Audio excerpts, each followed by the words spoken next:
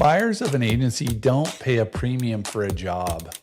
They pay for an asset. And most agency owners really don't know the difference. I had a very cool job, right? I'm the CEO, I'm the chief everything officer. I was still heavily involved in the day-to-day, and I was the first person to take the paternity leave policy that I set within the agency, and I took like a week off before I started kind of checking in to make sure everything was working okay. In this conversation today with Blake Denman, we unpack the psychology behind agency ownership, especially around the 2 million range, where growth goals can hide the real issue, founder dependency.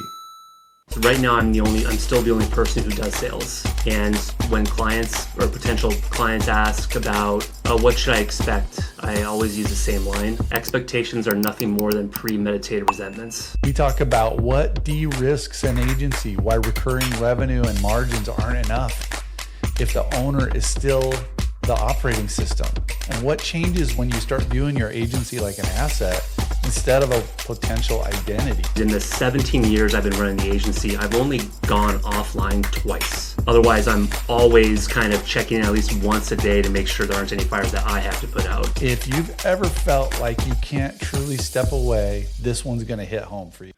So Blake, we just started to get into it a little bit, and I wanted to make sure we got this all recorded because the conversations I'm having with agency owners and what this is all about is talking to them about and you about how your agency can be an asset in your life for wealth, freedom, and ultimately purpose. I think the first time we talked, you were saying your agency is, let's call it in the 2 million range. And when I asked, hey, if your agency were to run perfectly in the next 3 years, what would your life be like? You tied a number to it. You're like 5 million. And what I really was after is kind of how you see your life changing and evolving in if your agency is running perfectly. And you kind of did what like 9.5 out of 10 agency owners do. It's what I used to do is you tie it right to a number like, oh, growth, and we're going from here to there. And we got to do these things. I'm have these annual goals. So you're a very driven person, obviously. So then we started to jump in a little bit into some details. And I don't necessarily want to share all those details with everybody, but or as much as you're comfortable with. But the whole purpose of the conversation is to think about your business as an asset. And most agency owners, unless they're trying to sell their business, don't ever look at the value drivers of their business if they were to sell it. So, for example, you talked about recurring revenue, you talked about your COGS, you talked about where you were in terms of expenses and net, and you talked about some debt. When someone goes to buy your agency, at least in the private sector, we're not talking private equity just yet, but in the private sector, like if another agency were to buy it, another agency owner or somebody that's getting out of corporate were to go buy it, they want to make sure that, they're not buying a job. And so they want to de-risk it. So there's 14 different risk points that you look at. Things like, is the owner in the day-to-day or do they have someone else running the day-to-day?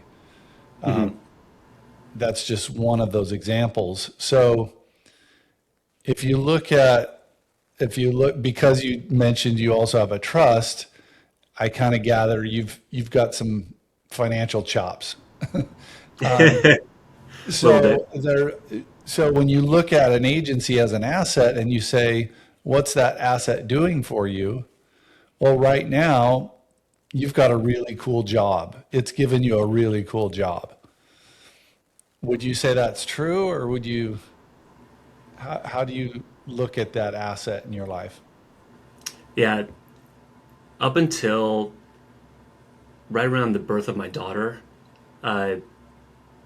it was very much the case of like I had a very cool job, right? I'm the CEO, I'm the chief everything officer. I was still heavily involved in the day to day, and I was the first person to take uh, the paternity policy that I set within the agency.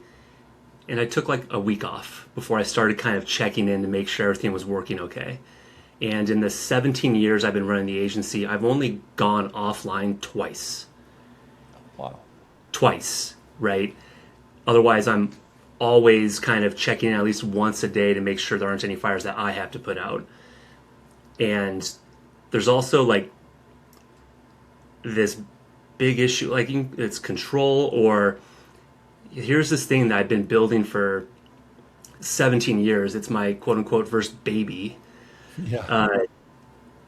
And the last thing I truly let go of was operations, where like I've been fixing and molding this thing for so long. And then I hired my vice president of operations and handed all that over to her, which it resulted in like not, it wasn't a identity crisis. It was an identity paralysis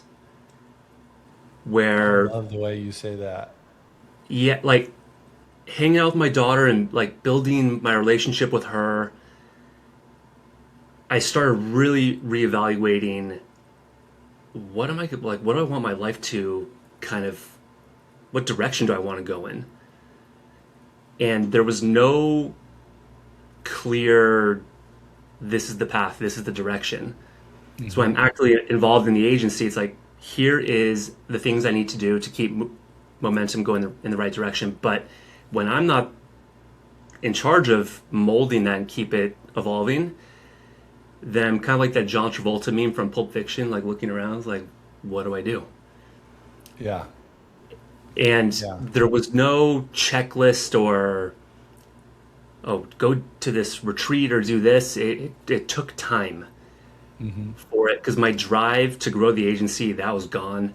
I didn't want to be a full-time stay-at-home dad, but my sense of drive, growth orientation, all of that really just went away.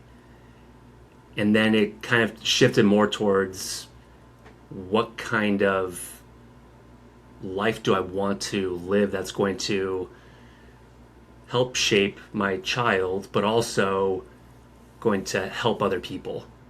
It's not about me anymore. And that's Yeah. kind of the direction I've been going the last couple of years. So that really moved you to maybe examine yourself a little bit, would you say? 1,000%. I had a therapist tell me years ago that he thinks I'm fearless. That was the word he used. I don't really like that word because it's, you can use it for to feed ego or anything like that. I had a lot of deep questions that I just wanted to get answers to, not to slay it or to profit off of it. It was mainly so I could understand. And earlier talking about like, oh, I had like these numbers for for multiple years. Growth was always based off of, oh, get to a million ARR and then get to here and then get to net profit of X and then be able to make this much money.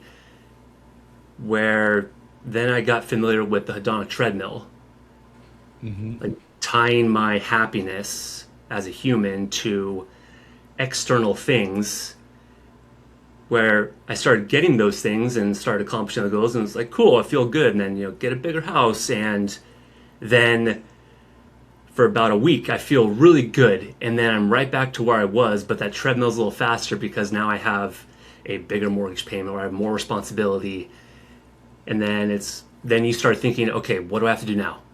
What do I need to? What's my next goal? And it's just a vicious cycle of once I get to this level, I'll be happy.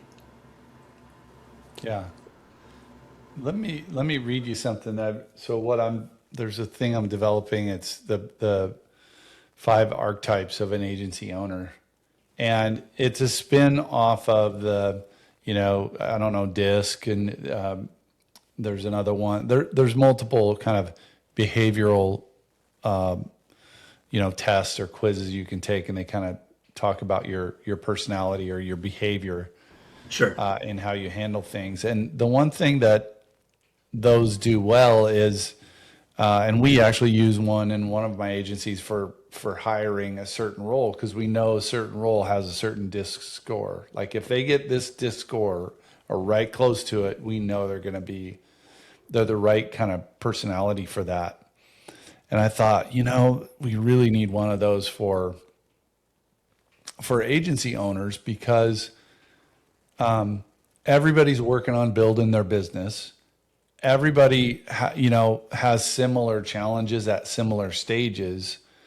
But the thing no one addresses, or that I don't see them addressing yet, is the psychology of what's going on with the agency owner.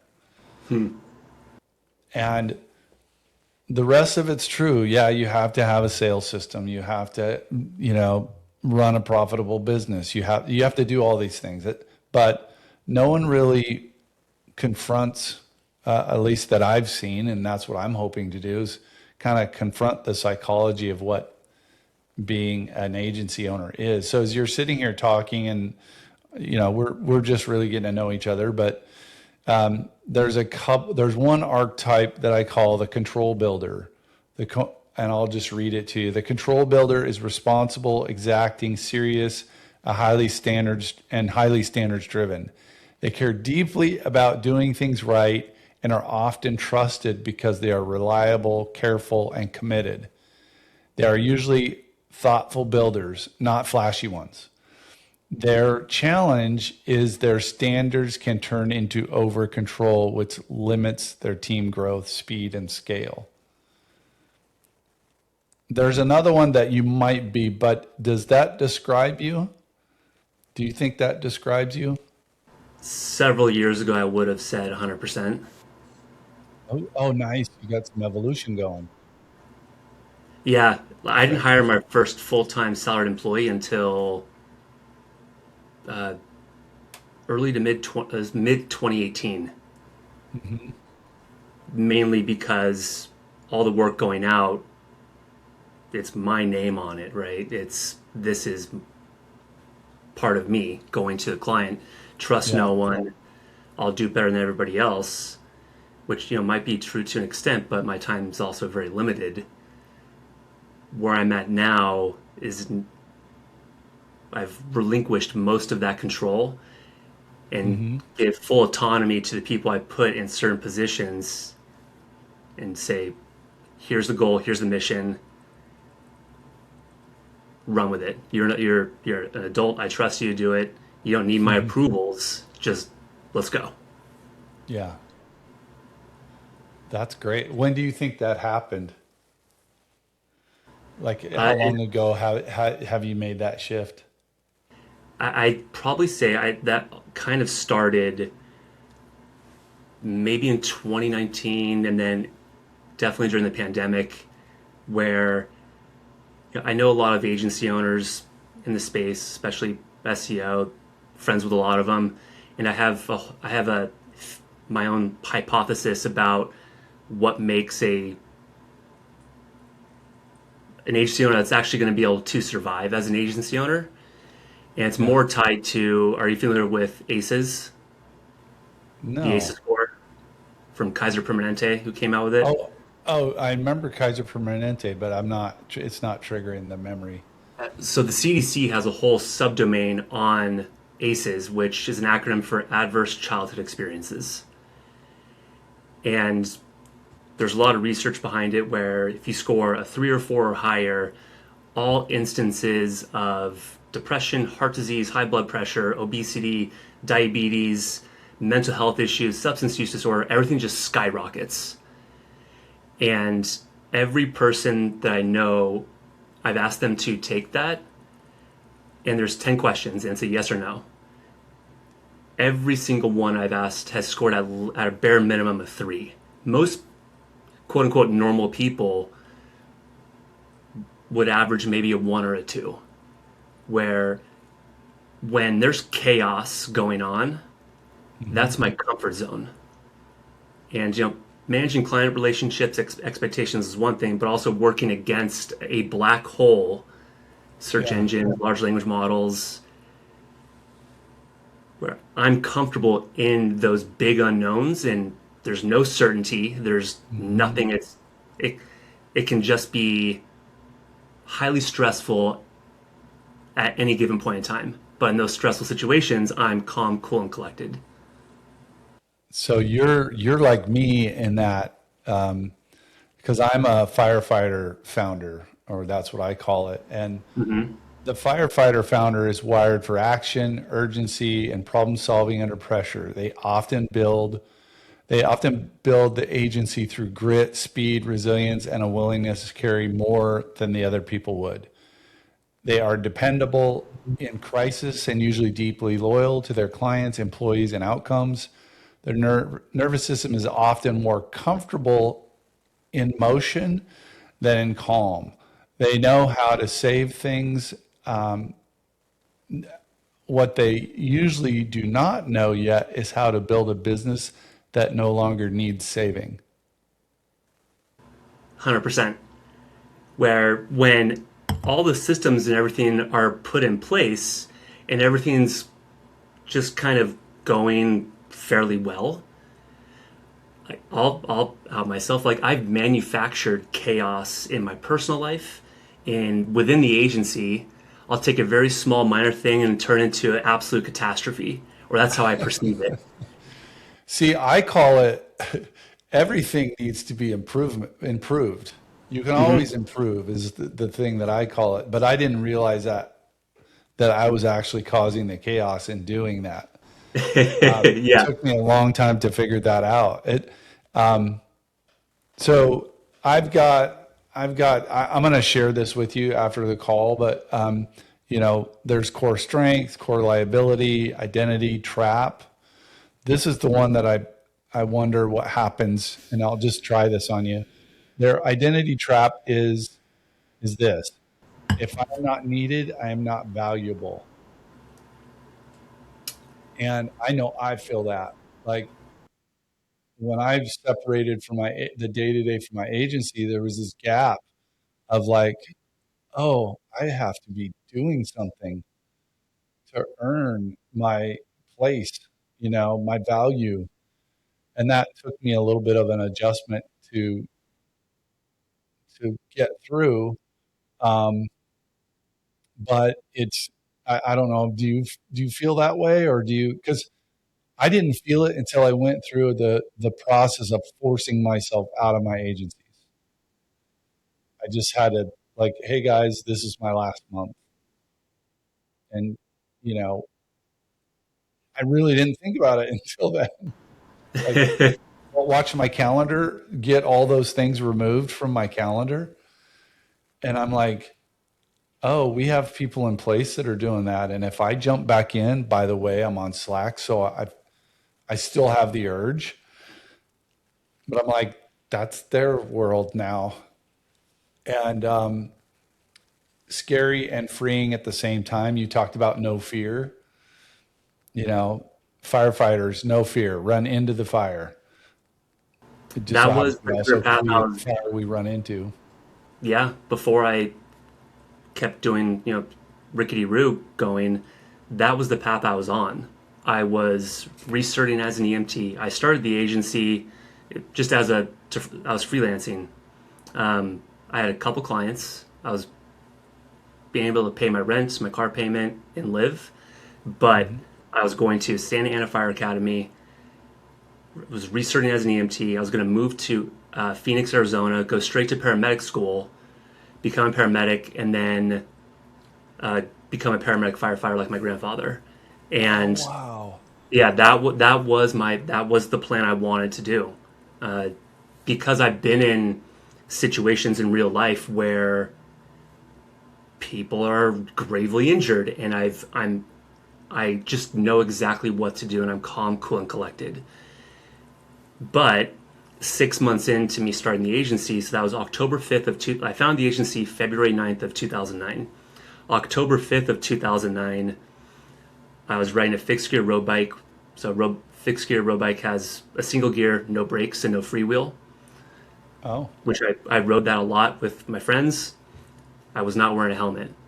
20 miles into a ride, was trying to beat a light. I couldn't beat the light, so I went to lock up and my legs gave out. I went up and over the bars and landed right here on my head and suffered a severe traumatic brain injury. I had a fractured skull, a bleed in my brain.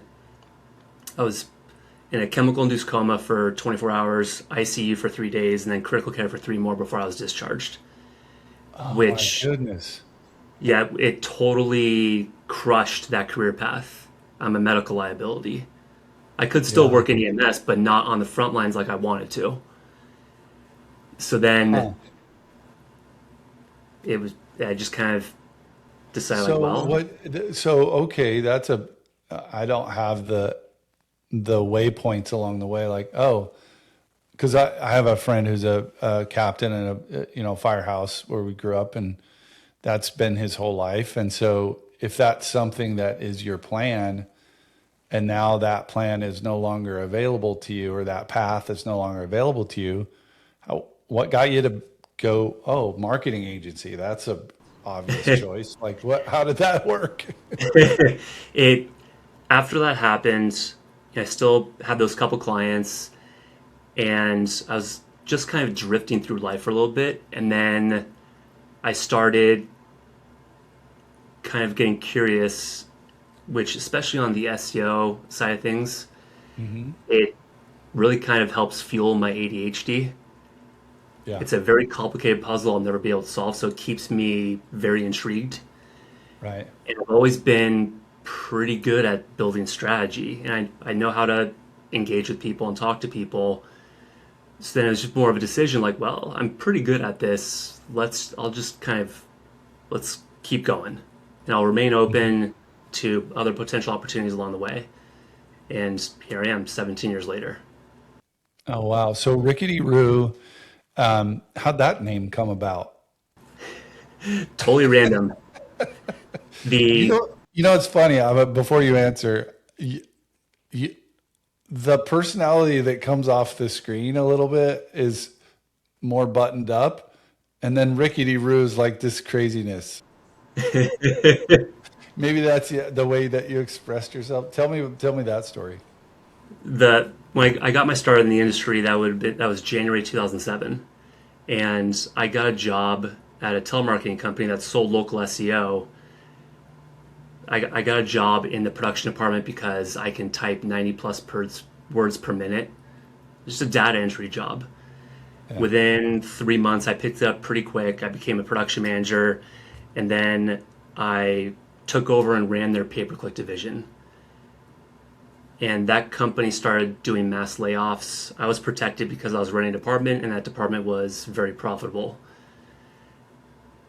I knew how much money I was making in that department, and I was on a $36,000 per year salary with no benefits. And I was the only person helping sell, build campaigns, manage campaigns. And I asked for help. They said, sorry, we can't. And I kind of realized, well, if I did this on my own, I could probably work less and probably make more money. But when they were doing those mass layoffs, they laid off a whole bunch of my friends. We were all hanging out that night at my friend Josh's condo, and I just threw it out there. We're the ones who know what to do. Why don't we just start our own company? They all loved the idea. We were trying to come up with a name, and that name, Rickety Roo, popped in my head. I threw it out there. They liked it. I bought the domain name. There's no Nice. background like outside of that. And 6 months later, when I went out on my own, I needed a company name. People liked the name, so I've been running with it ever since. It sticks with you. That's for sure. Rickety Thanks. Roo. It reminds me of like a Disney character, kind of, like Scooby Doo. I know that rhymes, but that's not Yeah, what I mean. But like Scooby Doo, you're never gonna forget that name. yeah, Um, and which it almost kind of seems a little counterintuitive to what we do, especially when the first big portion of the business name is rickety, which is the definition is built on a shaky foundation. And then here we are, like, hey, we do really good SEO, and we're going to make your website is the foundation of your business. We're going to make that rock solid, but our name is rickety, so Yeah. it's counterintuitive. Do you guys, I think I know the answer to this, but the audience should know. Do you guys focus on a given vertical, or your multiple verticals? You just focus on SEO, right? We have a pretty big footprint in home services. That's just always been kind of something that we've had really good success in, and we like working with small to medium-sized businesses. We also have done a fair amount of enterprise work. We have a couple of e-com clients. We also work in legal and healthcare. For a period of time, we were niching specific to addiction treatment centers, but I know a lot about that industry, and especially after Obamacare happened, the amount of shady practices that started happening, I ended up having to vet treatment centers way more than they would ever vet us. Yeah. And so it kind of shied away from that. Still working it here and there, but it hasn't been a primary focus. It's funny. I got to the point where, and this is, there's four freedom. You read the book, 10x is easier than 2x. And what they talk about there, are the four freedoms: freedom, time, money, relationships. Now, what that means is you get to work with who you want to work with when you want to work with them. That freedom to do that. And along the way, somewhere, and I don't know how this happened, but you kind of get to the point, or at least I did, and some of my partners did, was like, I don't want to work with that type of business. Mm-hmm. We have to like the people we do business with, right? Isn't that part of the whole deal? And we kind of landed on, or at least that agency landed on, home service contractors of multiple types, like movers, roofers, HVAC, plumbers, electrician, that kind of thing, right? Mm-hmm. And what we kind of, a couple of things kicked in for us when we were looking at that, and the reason why we narrowed in on that was, man, these are the guys that keep our homes healthy, happy, safe, clean, up to date, valuable, all those things. The home is where the heart is, kind of the biggest, for most people, the most valuable thing they have in their life is their house. And they invest a lot in it. And fewer and fewer people are DIY people, although maybe it's making a comeback because YouTube's really strong on how-tos. But you hire a professional and you really appreciate what a professional can do to, update your basement, or, put a roof on your house, and they just go unappreciated. And they're also like agency owners in that they're kind of out in the world living life without a net. There's no guarantee for any of our businesses, right?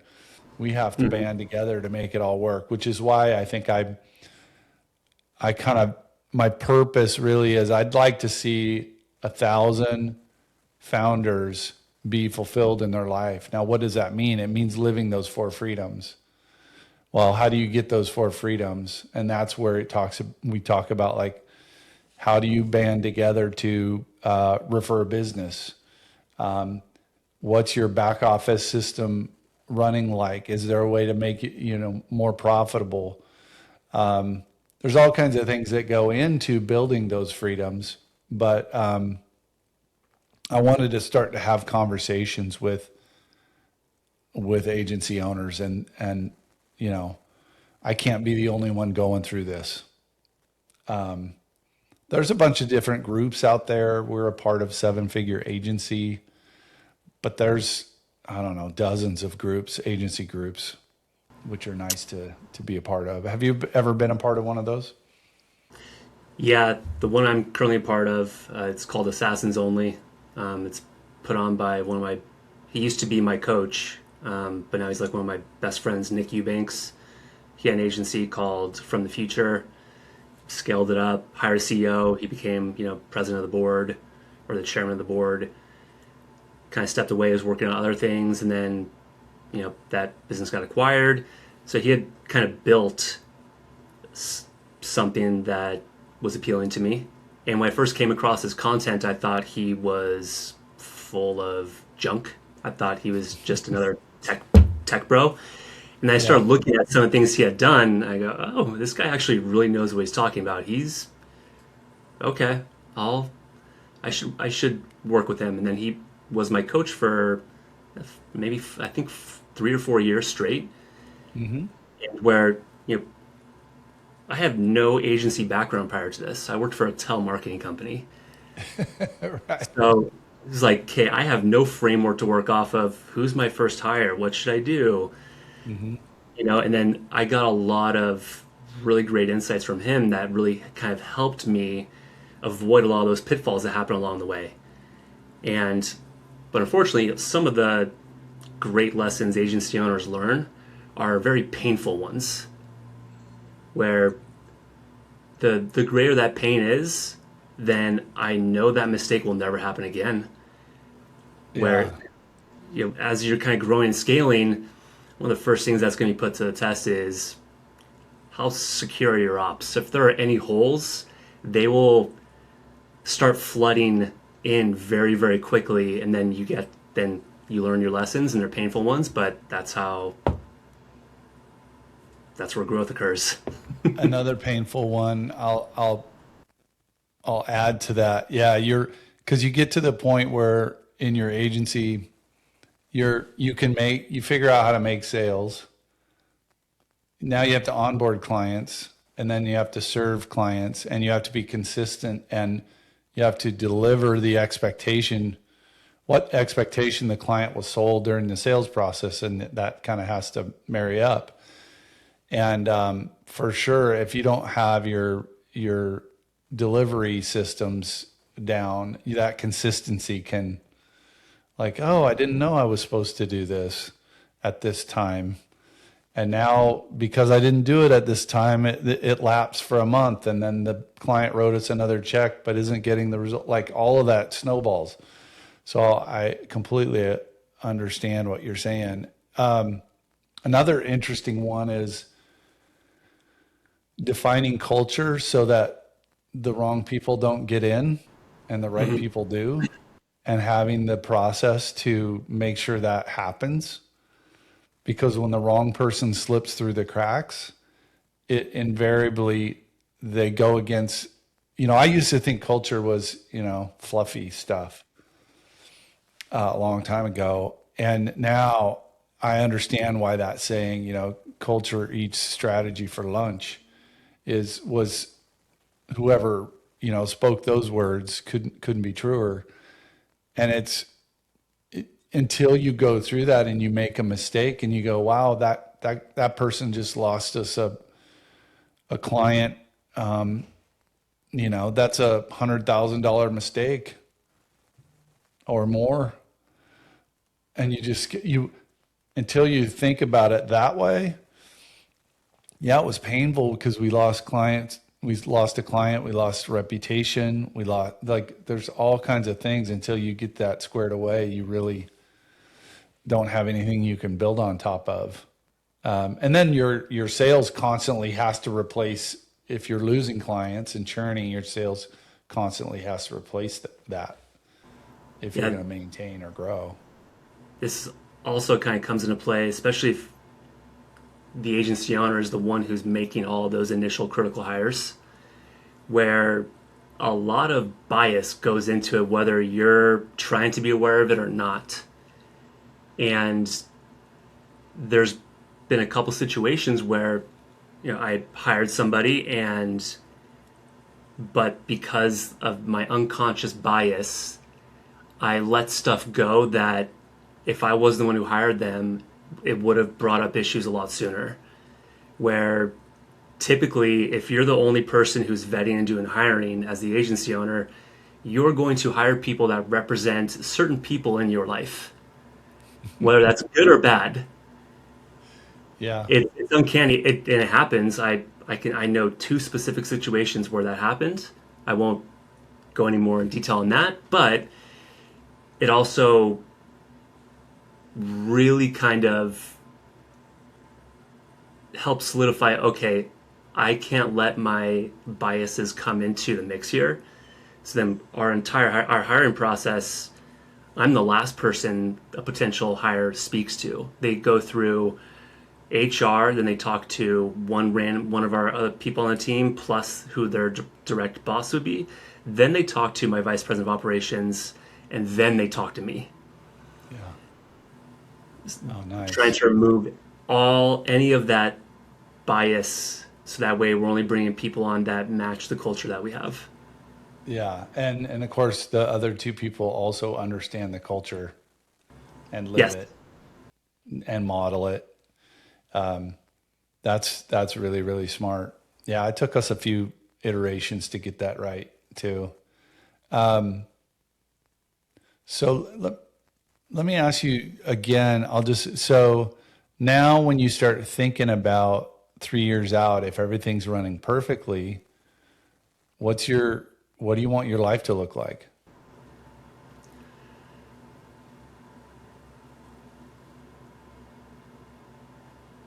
I don't have a clear answer yet. Up until I haven't done it for this year, I should probably do it. I normally write out like what my ideal year looks like, personally, Hmm. professionally, spiritually, relationally, all of that, Yeah, and then kind of say, okay, if this happens, this is going to be a great year.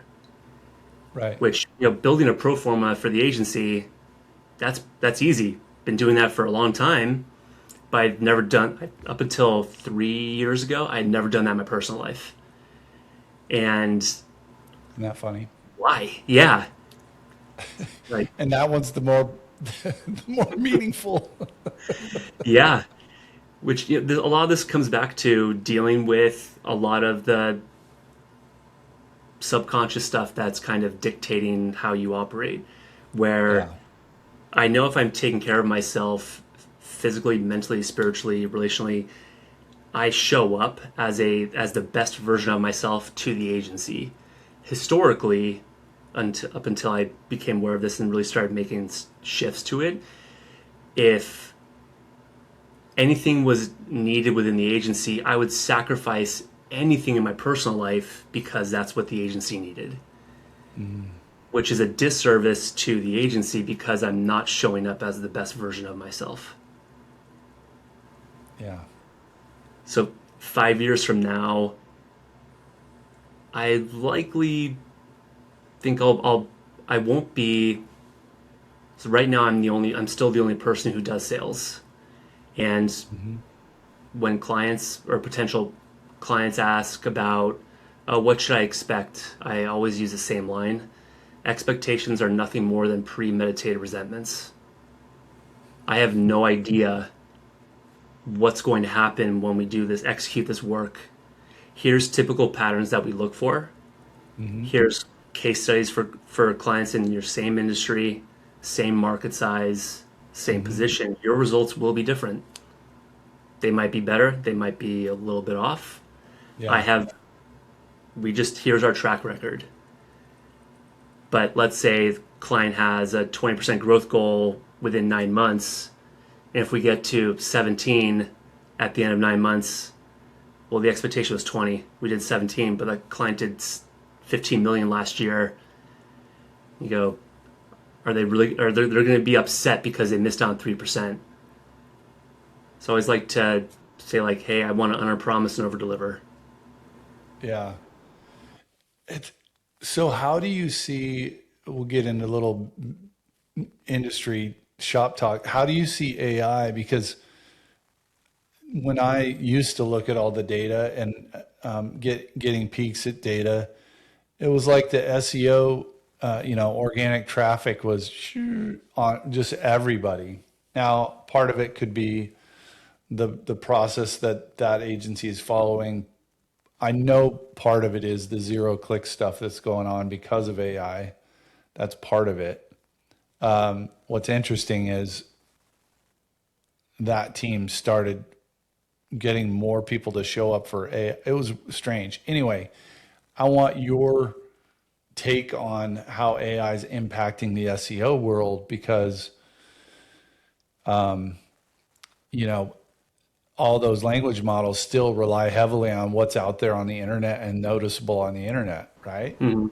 So it's not like it's disappeared. It's not like some people like, oh, demand is going down. I'm like, no, no, no. Demand is the same as it's always been. It's just showing up a little bit different. So how do you look at that? How do you talk to your team about that?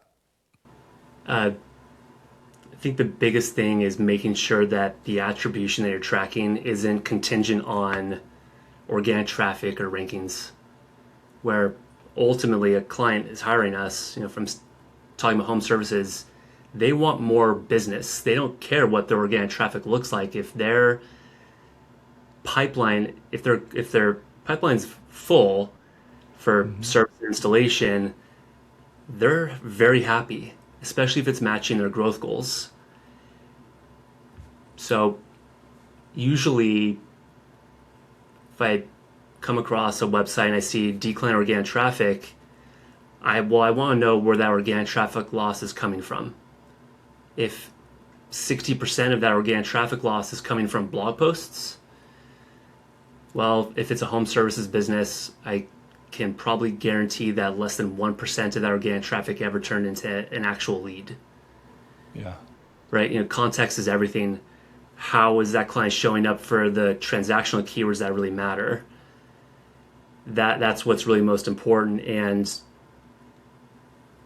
with, but then at the same time, it's like, well, we've had access to large language models for multiple years at this point. You might see patterns of massive organic traffic rise, and then especially more recently, heavy traffic losses, which is usually an indicator for me to look at and say, well, the machine caught up, search engines caught up to all this AI generated content that you added to rank for transactional keywords, and now whether it's a core update or being affected by Google's helpful content update, which is an update, it's an ongoing system. Okay, you gambled, you won for a little bit, and now you're in a steady decline. So all of that needs to be completely redone. AI can help with some of it, but you can't just churn out 150 local service pages to then re-rank for what you lost with AI. Right. But we are Right. seeing clients are getting more and more demand calls, especially home services, from ChatGPT, Perplexity, Grok, etc. Uh, we do a fair amount of testing, and one that I'll share that it's not breaking news or anything, but you see people talk about like large language models. They like FAQs, but then they also like prices. And Yeah. for a plumber that we work with, we added ranges of prices for drain cleaning services, and direct bookings from ChatGPT in the previous couple of months have done nothing but go up. Right. And whenever we're trying to maximize what we're getting from search engines, but also start getting things from large language models, we're trying to get the best of both worlds without sacrificing what they're still getting the majority of, which is on the organic side. Yeah. Now, I know.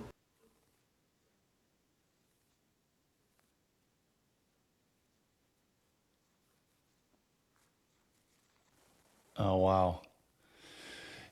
Interesting. We, we could spend hours talking about this. I could go down the rabbit hole with you, for sure.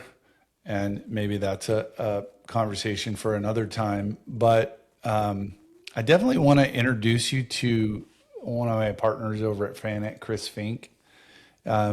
He's our integrator over there. Of course, we run EOS. I know you guys don't necessarily, but you know about it.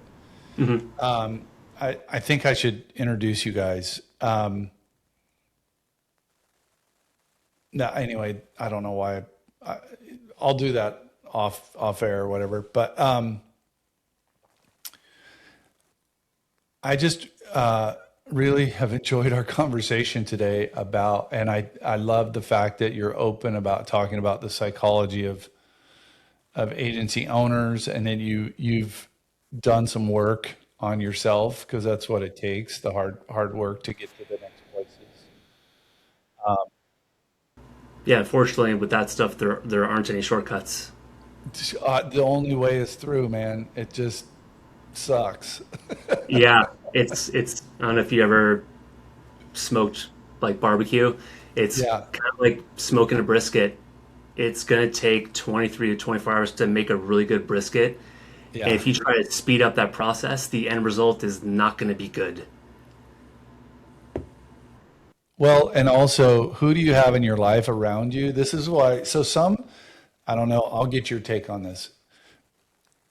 I think there are some people that can handle and run things by themselves and like that. And then there are others that need teams. Now, the fact of the matter is, even if you're the lone owner of an agency, you have a team, you've built a team, you've done that. We kind of what we notice is that some employees don't ever act as an owner, and it's because they're not one. They're great and they do a good job, and there's at that place, but there's certain things to navigate that you just need someone at a level of a partner. At least that's the way we went. And it's this, internally we just like, hey, making real money, it's a team sport. So you got to, one way or another, you got to have a team. I don't know if you lean more towards one or the other, because I've ran into people that don't play well with others on the ownership front, right? They're like that. I'm going to take my ball and go home if things don't work out. And to me, it's like, really, like, there's plenty of it to go around for everybody, right? So we should, anyway, just a philosophy and approach. I don't know if you've ever thought about that, having partners, not having partners, how you felt about that. Some people have been burnt too. That's the other thing. Oh, Hmm. I used to have a partner in another business, and just because it's kind of like having a wife or a husband, however you look at it, partners are that way. We've Yeah, really leaned heavily into that model. yeah. Do you have I any? up until maybe 3 or 4 years ago, I had never even considered potentially at some point in the long distant future selling the agency.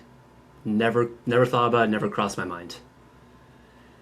And when I was going through that identity paralysis, I started kind of thinking about that a little bit. I was like, okay, well, what would that look like?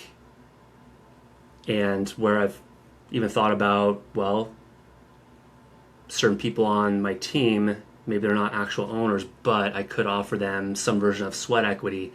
And then I learned about, and I heard this from a law firm that implements things like this for businesses, Hmm. with Oregon, Washington, California, and Colorado being four of those states, and a lot of other states will eventually, when it comes to like equal pay acts, Hmm. uh, even like on the phantom equity side of things, can open up tons of issues.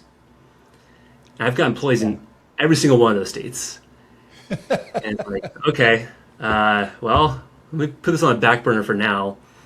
Yeah. Um, I've if I were to bring in a partner within the agency to kind of help get it to the next stage of evolution, I would be looking for someone who's going to bring the things that either I'm not the best person suited for it, or I just don't want to do it. Yeah.